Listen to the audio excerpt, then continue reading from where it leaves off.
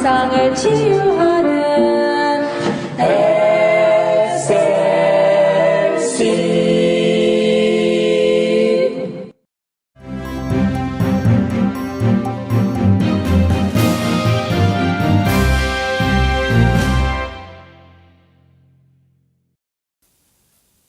여러분 안녕하십니까? 이영희 목사입니다. 오늘은 창세기 성경 공부 세 번째 강의 창세기 1장 1절에 대해서 우리 공부하도록 하겠습니다. 우선 먼저 지난 제2강에서의 말씀을 잠깐 한번 요약해 볼 필요가 있습니다. 창세기 1장 1절은 선언의 성격을 가진 문장이다 라고 우리가 지난번에 공부를 했습니다. 그리고 그것도 하나님에 대한 선언으로 강조되고 있다는 점을 말씀드렸습니다. 태초에 하나님이 천지를 창조하시니라 는 이 말씀은 최소한 6가지로 하나님을 선언하고 있다는 것을 우리 배웠습니다. 그 첫째로는 나는 존재하고 있다. God who exists. 다시 말하면 하나님 자신의 존재론적인 그런 선언을 통해서 유실론적인 그런 하나님을 밝히고 있습니다. 두 번째로는 나는 계시하여 나타낸다. God of Revelation. 하나님은 계시의 하나님이라는 것을 말씀하고 있습니다. 세 번째로는 나는 움직여 행동한다. God of Action. 하나님은 행동하시는 하나님으로 나타나고 있습니다. 네 번째로는 나는 창조하여 만든다. God of Creation. 창조주 하나님을 선언하고 있습니다.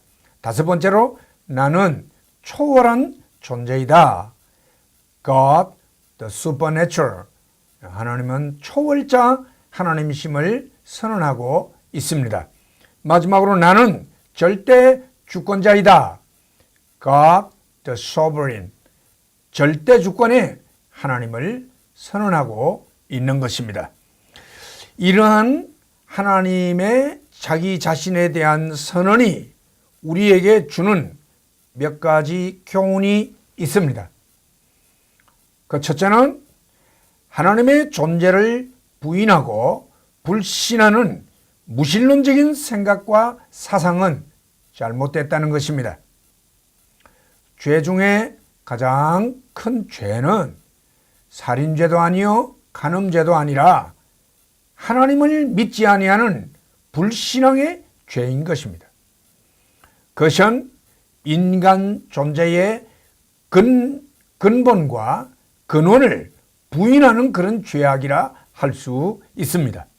그러므로 무신론주의자는 가장 어리석고 불행한 자라 할 수 있습니다. 시편 14편 1절에 보니 어리석은 자는 그 마음에 이르기를 하나님이 없다 하도다. 그렇게 말씀하고 있습니다. 또 시편 10편 4절에 보니 악인은 그 교만한 얼굴로 말하기를 여호와께서 이를 감찰치 아니하신다 하며 그 모든 사상에 하나님이 없다 하나이다. 그렇게 기록하고 있습니다. 이것은 마치 멀쩡하게 존재하는 부모님을 없다고 부인하는 그런 불효막심한 아들과 같은 것입니다. 그는 스스로 거짓과 비진리의 길을 걷는 것과 같은 것입니다. 두 번째로 이러한 하나님의 선언이 우리에게 교훈하는 바가 있는데 그것은 하나님과 피조물을 구분하지 못하고 혼동하는 범실론적인 그러한 사상은 잘못된 것이다 라는 것을 말씀하고 있습니다. 하나님은 창조주, 곧 조물주요, 여타 이 땅 위에 있는 많은 이 세상의 만물은 피조물이라는 사실을 하나님이 선언하셨습니다. 그 구분은 명확합니다. 이 둘은 결코 동일하지 않습니다. 이 구분을 하는 데 있어서 어려움이 있거나 혹은 애로사항이 있는 게 아닙니다. 너무나도 명확하게 구분되어 있기 때문에 이것을 이해하는 것은 결코 어려운 것이 아니라는 것입니다.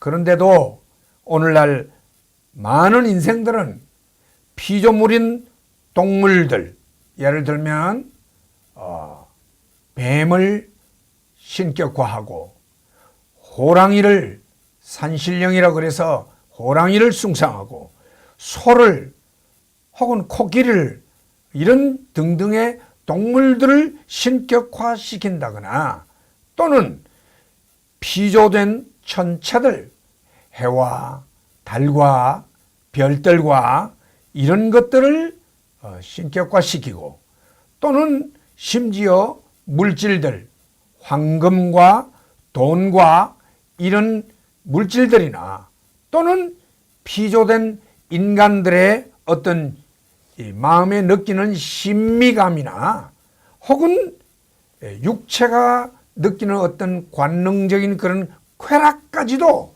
하나님 삼아 섬기는 이런 일이 있는데 이것은 창조 질서를 파괴하는 대단히 위험한 사상이라는 것을 알 수가 있는 것입니다.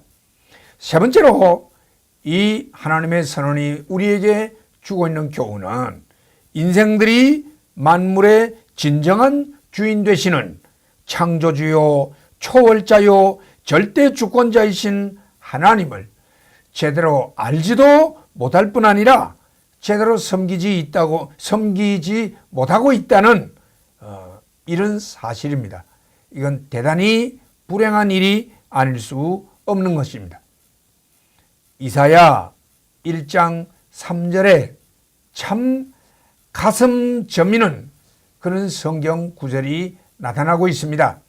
하나님께서 선지자 이사야의 입술을 통하여 하나님의 그 탄식스러운 그 마음을 그대로 전달하는 그런 말씀이 나타나는데 거기 이렇게 기록하고 있습니다. 소는 그 임자를 알고 나귀는 주인의 구유를 알건만은 이스라엘은 알지 못하고 나의 백성은 깨닫지 못하는도다. 그렇게 말씀하고 있습니다. 그렇습니다. 오늘날 너무나 많은 인생들이 하나님을 하나님으로 알지 못하고 그 하나님을 제대로 섬기지 못하는 이런 기가 막힌 자리에 떨어져 있다는 것입니다. 그 다음 네 번째로 하나님 자기 자신 선언이 우리에게 교훈하는 바가 있는데 그것은 행동하시는 하나님을 믿는 하나님의 백성들은 행동하고 실천하는 신자가 되어야 한다는 것입니다. 오늘날 많은 신자들이 지식적으로만 신앙을 받아 이론화하고 머리에 습득해서 간수만 하기에 이르렀고 또 말로만 자기 가진 신앙을 전하고 있기 때문에 능력 있는 그리스도인이 되지 못하고 오히려 세상의 지탄의 대상이 되는 것을 보게 됩니다.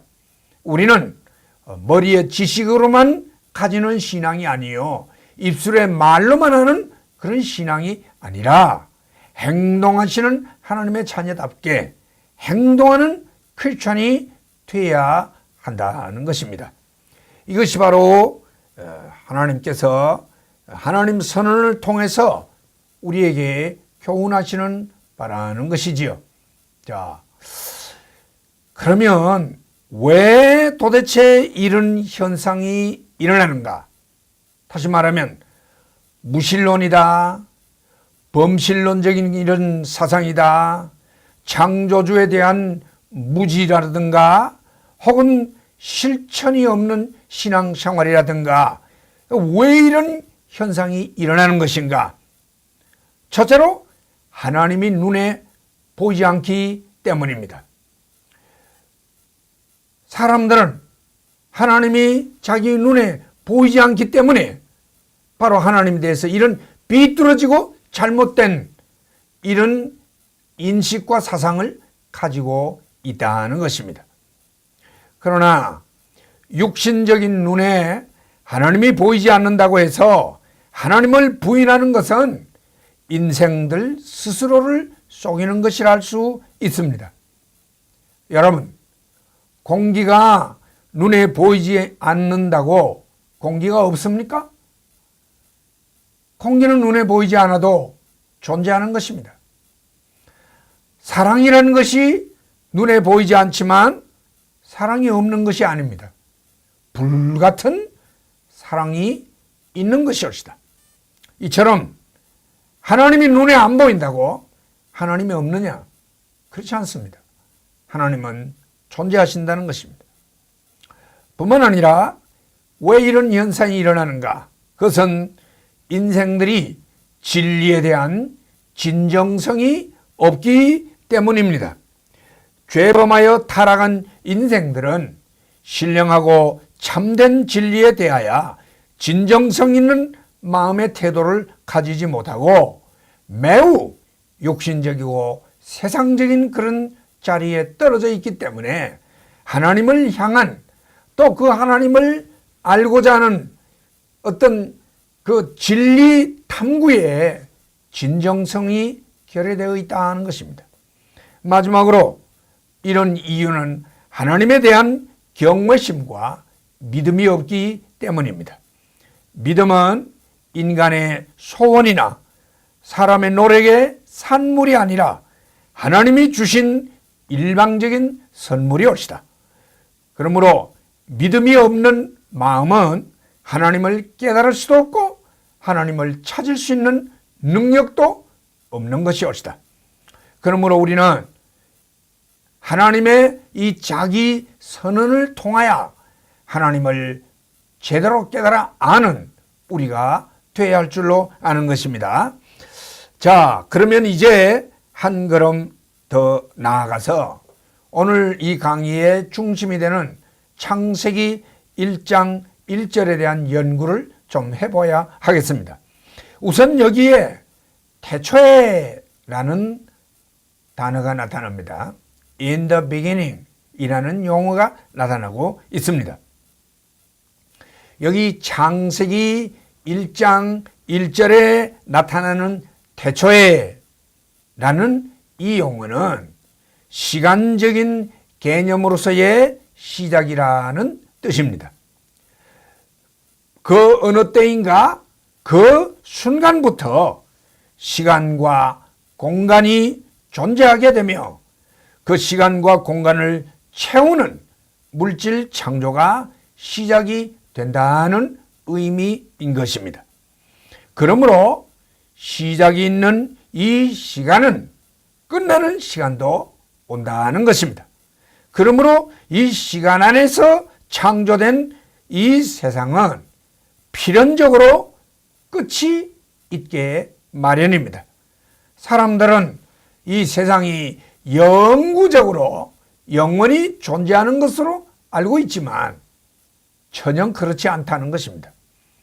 하나님의 말씀인 성경 말씀은 도처에서 이 세상이 그 언젠가 끝나게 된다는 사실을 강하게 교훈하고 있습니다.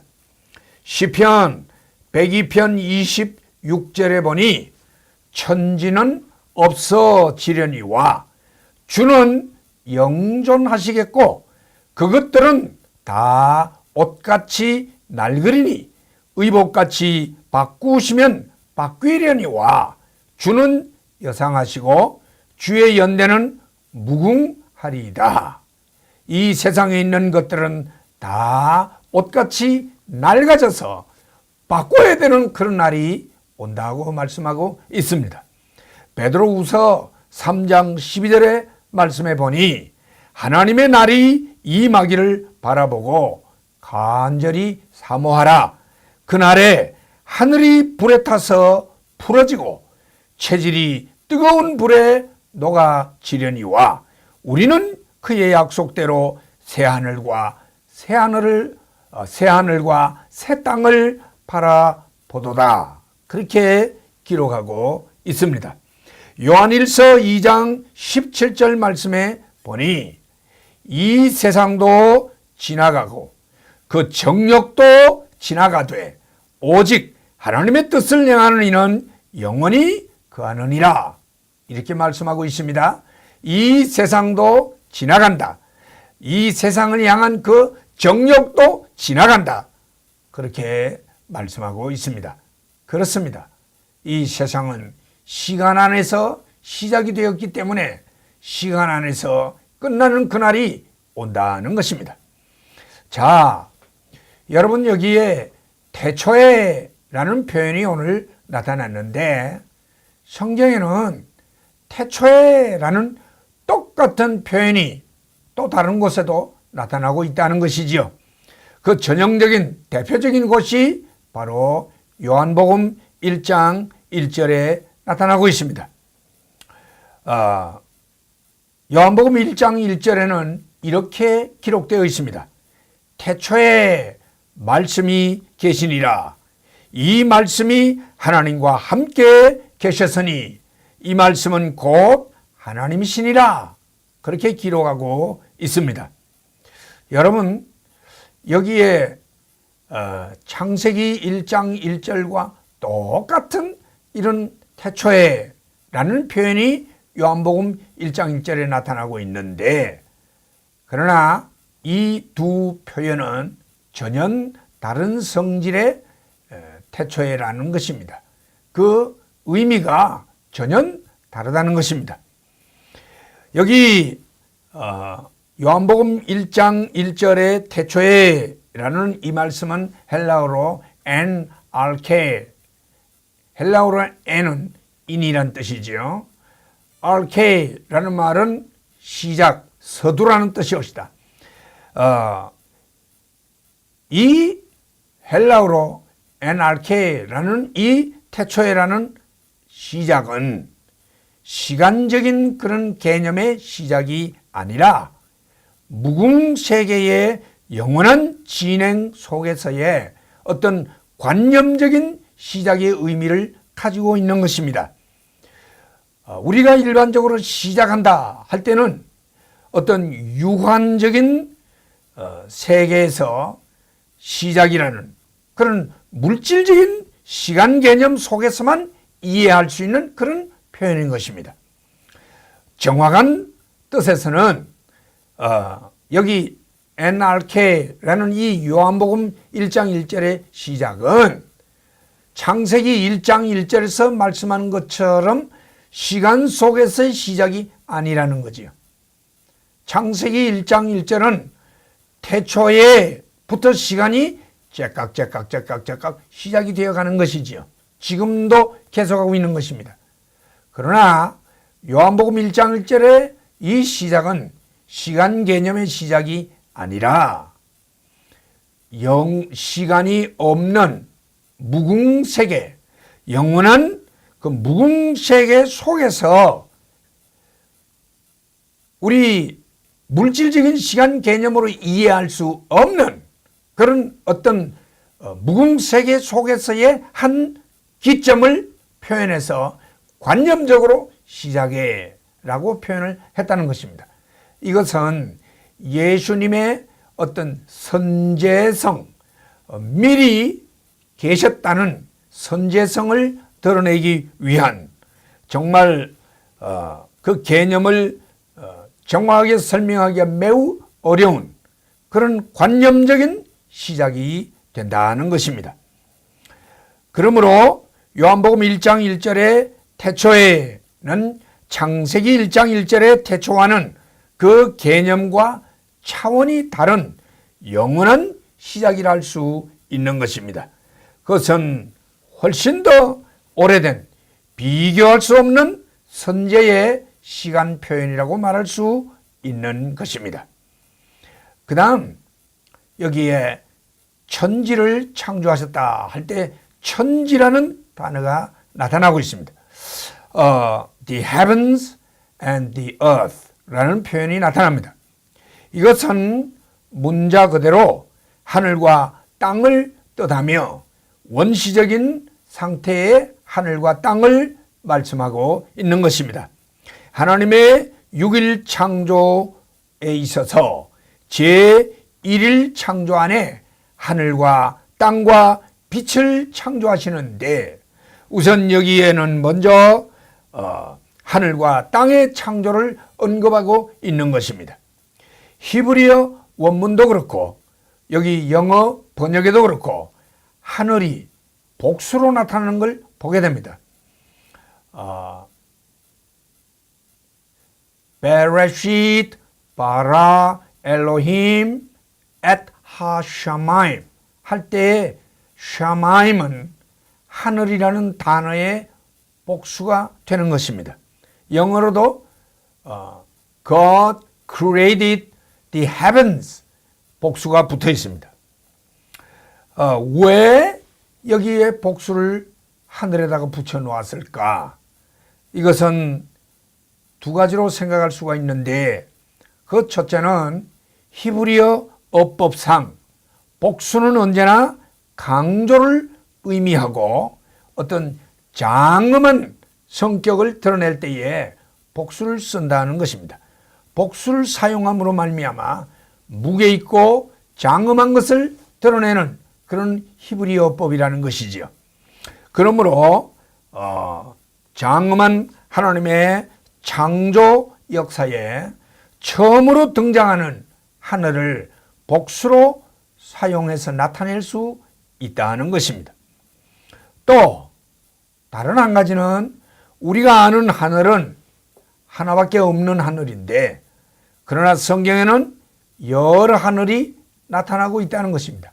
하늘이 하나만이 아니라는 것입니다. 여러 개의 하늘이 있다는 것이죠. 시편에서 다윗은 하늘의 하늘들이라도 그런 표현을 하고 있습니다. 하늘의 하늘들이라도 하나뿐인 하늘이 아니라 여러 하늘이 나타나고 있습니다. 도대체 이 여러 하늘이 어떤 하늘들인지 우리는 잘 알 수 없지만 분명히 하늘이 하나뿐이 아니라는 것입니다. 고린도후서 12장 2절 이하에 보면 사도 바울이 기록하기를 내가 그리스도 안에 있는 한 사람을 아노니 14년 전에 그가 셋째 하늘에 이끌려 간 자라. 그가 몸 안에 있었는지 몸 밖에 있었는지 나는 모르거니와 하나님은 아시느니라. 그가 낙원으로 끌려가서 말할 수 없는 말을 들었으니 사람이 가히 이르지 못할 말이로다. 여기 셋째 하늘에 끌려갔다고 말했습니다. 그리고 그 셋째 하늘을 낙원이라고 말씀하고 있습니다. 주님이 십자가 돌아가시기 직전에 한 강도가 예수여 당신의 나라에 임하실 때에 나를 기억하소서 할 때에 주님이 말씀하시기를 네가 오늘 나와 함께 낙원에 있으리라 하셨는데 그 낙원은 바로 셋째 하늘이라고 표현하고 있습니다. 셋째 하늘이 있는 거 보니까 둘째 하늘도 있고 첫째 번 하늘도 있다는 것이지요. 어떤 분은 새가 나르는 이 공중을 첫째 하늘이라고 말하고 그 다음에는 이 끝없이 펼쳐져 있는 우주 공간을 이 유니버스에 해당되는 이 공간을 둘째 하늘이라고 표현을 하고 그 다음 하나님이 존재하시는 하나님의 장소적인 어떤 처소를 다시 말하면 천국을 셋째 하늘이라 그렇게 해석을 합니다. 어떻게 되었든 간에 분명한 것은 하늘은 하나뿐이 아니라는 것입니다. 여러 하늘이 있다는 말씀이죠. 자, 그 다음에는 여기에 창조하시니라는 단어가 나타납니다. created 라는 단어이죠. 창세기 1장을 우리가 세밀히 연구하면 창조에 관련된 두 동사를 보게 되는 것입니다.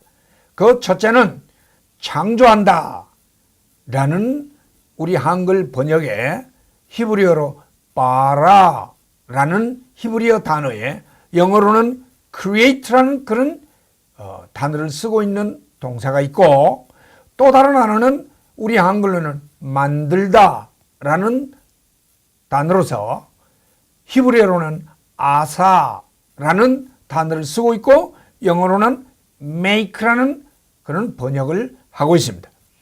여기 바라라는 이 단어는 언제나 아무것도 없는 전무한 것에서부터 무엇을 만들어내는 ex nihilo,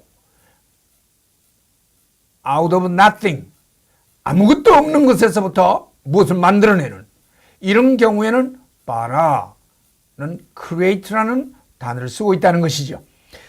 또 반면에 아사, 만든다는 이 단어는 이미 존재된 어떤 기존 물질을 사용해서 뭘로 만들어지게 될 때에 아사라는 단어를 쓰고 있다는 것입니다. 1절을 비롯하여 바라라는 창조한다는 이 단어가 4번을 쓰여 있는 것을 보게 되는 것입니다. 나머지는 모두 만들었다는 아사라는 그런 단어를 쓰고 있습니다. 창조한다는 1절과 그리고 물고기와 새를 비롯한 모든 생물을 만드셨던, 창조하셨던 21절과 사람을 창조하셨던 27절에 2번을 사용해서 4번에 걸쳐서 바라라는 그런 동사를 쓰고 있다는 것이죠. 따라서 태초에 하나님이 천지를 창조하시니라는 이 선언적인 말씀은 전능하신 창조주 하나님께서 그 어떤 시간적인 시작에서 물질적인 하늘과 땅을 아무것도 없는 가운데에서 창조하여 존재케 하셨다는 그런 의미를 가지고 있는 것입니다. 우리 이 놀라운 창세기 1장 1절의 이 선언을 늘 마음에 담고 믿음 가운데 든든히 서는 여러분 되시기를 주의 이름으로 축원합니다. 할렐루야.